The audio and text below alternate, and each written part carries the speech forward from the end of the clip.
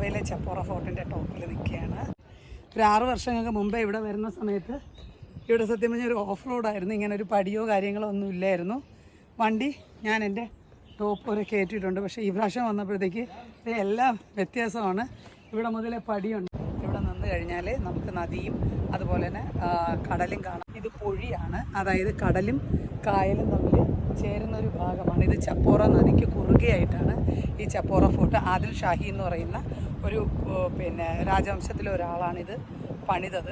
ഇത് പണ്ട് പോർച്ചുഗീസുകാർ ഇവിടെ ഉണ്ടായിരുന്ന സമയത്ത് അത് മാറ്റുന്നതിന് വേണ്ടിയിട്ട് മറാത്തകൾ സമരം ചെയ്തെടുത്ത് അങ്ങനെ കെട്ടിയൊരു കോട്ടയാണിത്. അവർ യുദ്ധത്തിന് വേണ്ടിയിട്ട് ഉപയോഗിച്ചിരുന്നതാണ്. നമുക്ക് നോക്കിയാൽ കാണാം, സമുദ്രത്തിൽ നിന്ന് തന്നെ കായലുമായിട്ട് അത് ബന്ധിപ്പിച്ച് കിടക്കുന്നുണ്ട്. ഇത് ബാഗാത്തോർ ബീച്ചാണ് താഴെ കാണുന്നത്. ഇത് ചപ്പോറ നദിയാണ് ഈ റൈറ്റ് സൈഡിൽ കാണുന്നത്. അതിലെ വരാൻ ശ്രമിക്കുക. ഇവിടെ 10 AM എന്ന് എഴുതിയിട്ടുണ്ട്. പക്ഷെ ഞങ്ങളവിടെ പാർക്കിങ്ങിൻ്റെ അവിടെ ചോദിച്ചപ്പോൾ അതൊരു പ്രോബ്ലം അല്ല, കോട്ടയ്ക്കകത്ത് കയറാമെന്നാണ് പറഞ്ഞ്. ജയിലിന് മുമ്പ് വന്ന് കാണാൻ ശ്രമിക്കുക.